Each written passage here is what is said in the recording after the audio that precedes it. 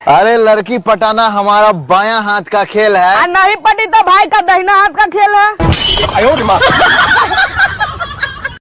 हे भगवान, मुझसे कोई भी बात नहीं करता, अकेला पड़ गया हूँ मैं।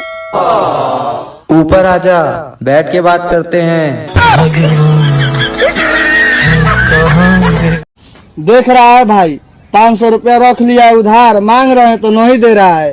तेले अब हम कथी बोले? बोलो ज़ुबान केसरी, बोलो ज़ुबान केसरी। ये मेरे दोस्त ऐसे हैं जो घर से बीवी की लात खा के आते हैं और आकर कहते हैं भाई आज तो लेग पीस खा के आया हूँ। ऐसा नहीं है, ऐसा ही है।